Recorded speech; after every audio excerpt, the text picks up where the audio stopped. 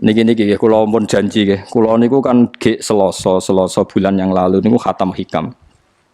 Terus kula mulang hikam teng mriki Selasa pagi niku pun sekitar 2 tahun. Pokoke walhasil diparingi Allah niku khatam. Terus kula kepengin napa? Ngatami donga nu saniki mergi cara ulama tambah kathah tambah napa sae. Dadi ora usah sampean di perasaan ora melok ngaji kok melok khataman. Sing ngaji ya mbok paham ora ya ora roh. Sing ora ngaji pokoke ora roh padha ora roe sing penting ditampa napa pangeran ngoten mawon. Dados kula gadah azam pokoke donga ngoten mawon nek donga ya ora usah tenanan ya apik ora ya apik. Mergo pangeran mesti napa pirsa. Jadi tenanan itu ikhlase, nak ndonga ora usah tenanan, sing tenanan apa? Mergi cara hikam niku termasuk ngeten. Hikam niku yang ngarang hikam niku jenenge Ibnu Athaillah As-Sakandari. Ini muridnya Abdul Abbas Al-Mursi. Abdul Abbas Al-Mursi niku muridnya Abdul Hasan apa?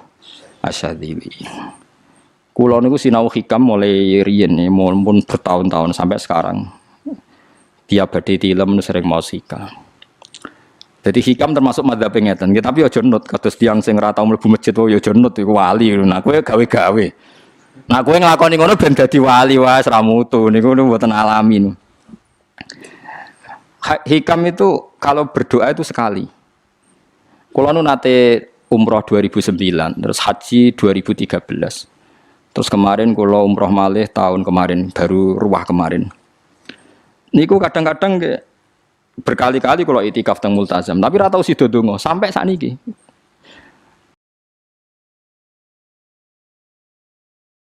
Mergo donga mbok pisan tok, anggere donga neh. Lho pangeran ijek eling kok tak elingno. Mergo hikam termasuk mengingatkan gitu. Kamu kalau doa itu jangan ulang. Karena yunabbahu iku man yajuzu alil ikhfal, yang boleh diingatkan hanya orang yang mungkin lupa. Allah ora bakal lali kok mbok elingno. Dadi kula anggere ning ngarepe multazam pe donga. Lho donga aku wingi pangeran cek eling. Ya wis ra sida donga.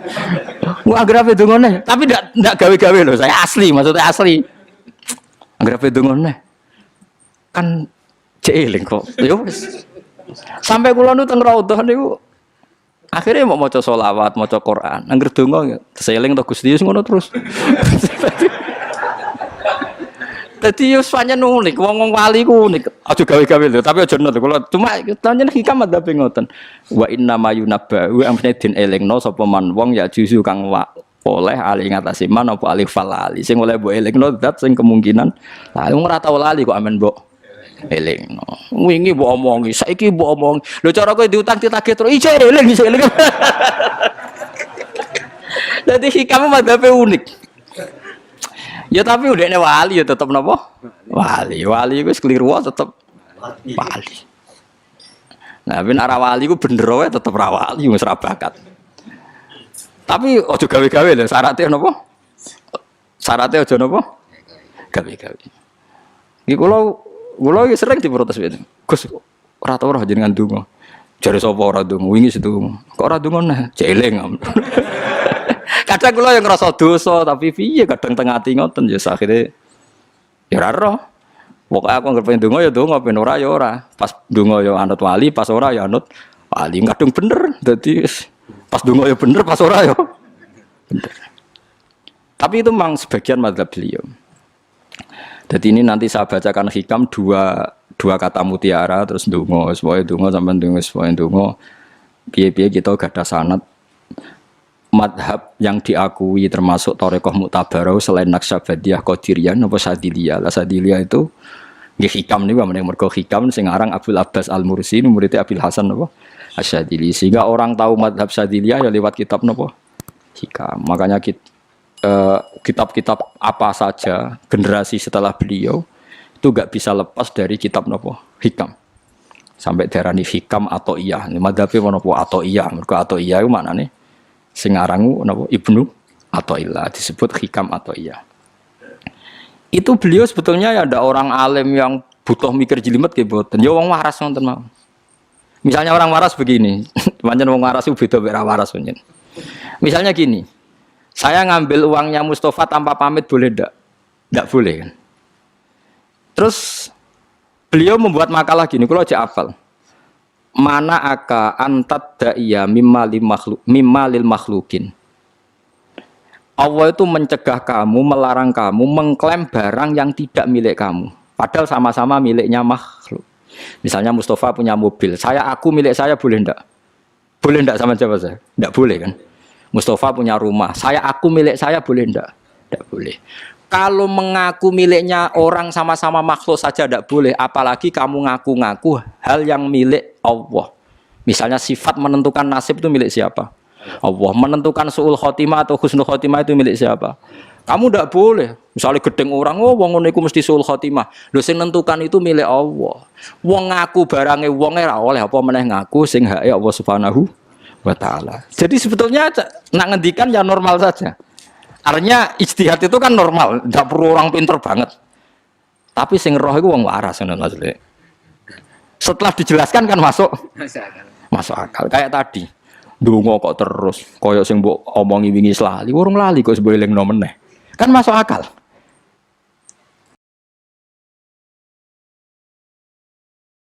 Tapi kok jangan anut aku, mergo ora asli, ora asli. Wong anut-anut kan mboten apa.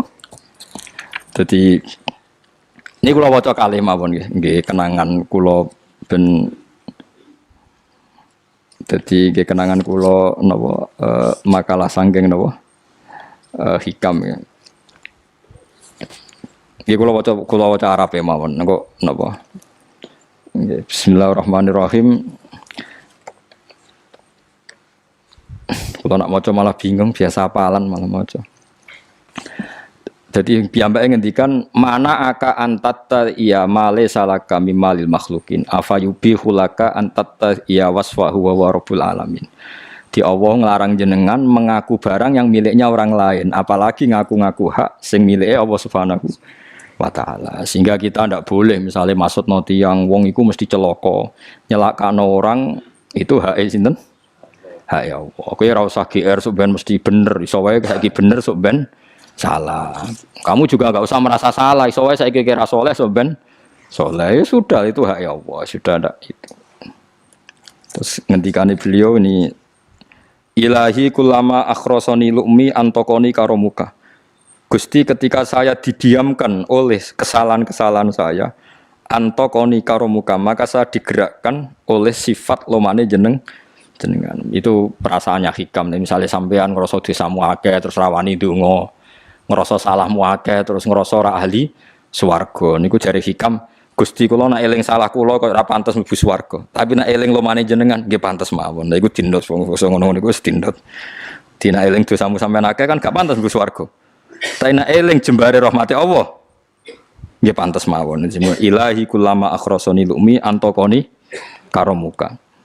Wa kullama ayasatni ausofi atma'atni minnatuka. Ketika saya putus asa karena sifat-sifat saya yang buruk, maka saya akan digerakkan lagi punya harapan karena saking melimpahnya nikmate jenengan to peparinge jenengan. Terus beliau di sarah-sarah dicontohkan. Saat Umar masih kafir itu pernah gak minta jadi muslim kan enggak, tapi ketika Allah menghendaki dia jadi muslim maka jadilah Umar seorang yang muslim. Jadi orang tanpa keinginan pun kalau Allah menghendaki baik ditarik yang menjadi baik.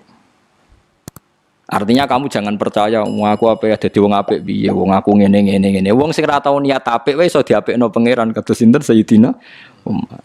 Sunan Kalijaga ketika nggarong ning gone Sunan Bonang niate ya untuk emas. Niate wae elek, tapi ketika Allah ngersakno dadi apik ada takdir yang memandu dia jadi apik, bahkan dadi wali. Itu wakul lama ayasatni ausofi, ketika saya diputus asakan oleh sifat-sifat saya yang buruk, maka saya akan diharapkan lagi, diberi tomak, diberi harapan oleh banyak peparingin apa jenengan. Jadi intinya kalau suwun khasnya madhab Sadili itu melihat sisi positif. Jadi misalnya jenengan sholat misalnya, ini rumah tenan, misalnya jenengan sholat, potensi gak diterima itu tinggi. Mungkin kita ada ikhlas, mungkin kita tidak tumak ninah, mungkin kita banyak melakukan kesalahan, mungkin eling macam-macam. Itu potensi yang menjadikan kita sholatnya tidak diterima Allah. Tapi cara mazhab Sadilah berpikir gitu itu tidak boleh. Kamu harus ingat bahwa sujud ini luar biasa. Banyak orang yang nggak diberi anugerah sujud. Orang bertahun-tahun, berpuluh-puluh tahun hidup kafir tidak pernah sujud. Kamu sekarang ditakdir mau sujud. Jadi mestinya kena sholat bar sholat subuh, matur nuwun Gusti tadi saya sujud sama jenengan, matur nuwun Gusti tadi saya rukuk sama jenengan. Gak usah mikir buat ditampa apa ora, eling terus. Nanti setelah zuhur ya begitu. Eling terus tadi ditakdir sujud, ditakdir rukuk, ditakdir sholat. Sehingga madzhab Syadziliyah itu sampai mengatakan begini. Orang yang beribadah meskipun sedikit dan yakin bahwa itu peparingnya Allah, minnah dari Allah, itu lebih baik ketimbang ibadah banyak plus merasa kurang. Di misalnya Mustafa sholat, bersolat duhur gak marem, mungkin duhurku salah terus berbadiah kok sholat meneh. Sing kula sholat duhur tok ora usah, saking syukur kula, iku duhur kula makome. Ya nganti saiki duhur kula perkarane ngene iku dene kelakuane cek ngene iku dene. Karena ketika diberi pangeran ora marem. Kurangnya, tapi kurangnya niat elek. Kayak pangeran polisi, ngono pangeran ra nampa kurang ngene kurang. Pangeran ora ndek watak ngoten. Enggak terlalu prosedur ngger wong wis sujud niate apik yo apik.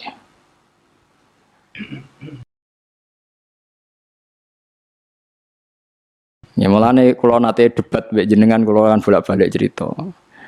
Sampai nak sujud itu untuk menjadi sah itu kan bathuk, tangan loro, dengkul loro, delamaan loro, sehingga harus sujud pada 7 anggota. Jadi menurut madzhab yang asoh, kalau sujud itu harus 7 anggota. Tapi ada ulama yang mengatakan cukup bathuk tok ambek sikil. Angger wis ngene jenenge sujud. Alasannya ulama ini masuk akal. Saiki nak diwalik. Ana Zaid yang muslim. Bathuke ditemplekno bumi niat sujud ning berhala. Hukumnya kafir ta ora? Enggak jawab ya, kafir kan? Iku syaratnya anggota pitu apa asal bathuke nemplek? Mulane jari ulama sing kaul sani. Lah iya nggo murtad ora usah syarat kok nggo bener. Syarat. Lah iya sing digo murtad ora usah syarat kok sing sujud nggo pangeran. Syarat. Nggo syarat. Nah ngono ora usah syarat anggere ngono ya jenenge sujud. Buktine wis sah nggo dadekno murtad. Yo. Dadi ulama yo macam-macam. Mane kok jangan aku ilmune sakeh. Artinya sampean ra kudu anut mazhabku. Maksudnya mergo kula lah ya sadar sebagian mazhab saya itu masalah bagi Anda. Tapi saya ikut Anda lebih masalah kan. Ngopo kok ora roh? Maksudnya kan gak jelas. Acuannya hukum ndak jelas. Ya karena tadi kamu sekolah di Australia, di Amerika, wong kok kancanan wong kafir. Tapi barokahnya anak-anak yang sekolah di sana, yang kerja di sana, akhirnya di Amerika ada masjid. Di Australia itu barokahnya mahasiswa, pekerja, orang kedonyan macam. Sekarang orang kedonyan di Taiwan, di Korea bikin komunitas masjid. Ya, akhirnya di bumi Allah di sana ada yang sujud. Ya itu nyata. Meskipun teori Anda juga nyata, sebagian mungkin katut wedoan ning kono katut macam-macam. Sama-samanya ya sudah kita berpendapat ya seperti itu. Wallahu alam sih ya mungkin naik HP, mungkin naik ora. Wallahu alam supaya donga supaya HP. Tapi kan kita tidak satu arah karena ngendikan ya seperti gejolokannya Allah dengan Nabi Ibrahim itu kan kelihatan. Malaikat Israel berjabut Nabi Ibrahim. Nabi Ibrahim gak terima, gak iso Israel. Aku kekasih pangeran. Mosok dipateni. Hal ra'aital khalil yumitu khalilah. Ono kekasih mateni kekasih. Mesti keliru perintahmu Israel. Semune ngono Nabi Ibrahim, kowe tetep dipateni. Cara Israel wis menarik. Akhirnya balik teng pangeran Gusti amartani ila abdin la yuridul mauta wa yaqulu hal ra'aital khalil yumitu khalilah. Ya Allah, Engkau memerintahkan saya pada hamba yang enggak ingin mati. Dia bilang masa ada kekasih membunuh kekasihnya. Cara Israel masuk akal, bisa mikir juga Israel. Cara dekne masuk akal. Jawab Allah ini. Qullahu jadi katakan pada Ibrahim hal ra'aital khalil yakrahu ayyal khalilah. Ibrahim kandhani, ana tah kekasih tapi ra siap ketemu sing dikasih. Artinya kalau tidak berani mati berarti ra siap ketemu. Jadi bilang ke Ibrahim, apakah ada kekasih yang enggak siap ketemu kekasihnya? Dia malah Israel marah dengan Ibrahim, kata Allah, enggak ada kekasih yang benci ketemu kekasihnya. Oh ya, mati saya kira popo. Nah, itu logika yang terbangun. Makanya dengan perbandingan logika itu akan kelihatan. Pertama koyo-koyo logika Ibrahim itu masuk akal. Tapi ketika Allah ngendikan, ono tah kekasih ra siap ketemu kasihnya. Nah, kitab Mahalli itu kitab yang menjelaskan sekian teori fikih yang tidak mansus ya, saya ulang lagi, yang nggak ada nasnya. Kemudian diulang-ulang oleh cara berpikir tadi. Nah, akhirnya jadi kitab khilafah ya, kitab ikhtilafat dalam Syafi'i yang paling dianut ulama seluruh dunia. Jika terus Habib Zain Sakmangke semua ulama itu rujukannya kitab Nawah Mahalli. Ya karena tadi yang nggak ada nas, saya ulang lagi, yang nggak ada apa? Nas itu ada sekian pilihan kaul. Ya sama-sama masuk akal tadi. Meskipun dalam tradisi tertentu kita tidak mungkin mempraktekkan. Ke wanita kok jenazah kok guri. Nak komen takobala wa minna minkum takobala. Ya Karim pasti dia kok kiai sableng. Jenazah iki kok apa? Guri. Tapi saya sekarang mulai curiga dengan di Arab Saudi karena tetap ada sholat gaib tapi mayatnya sudah enggak di depan, enggak di depannya sudah. Kalau menangi rian tentang buku-buku mayat itu di. Tapi itu mungkin karena teknis ya, karena yang mati terlalu banyak dan sering. Musim haji tok umpiro wae keselen dak kok napa.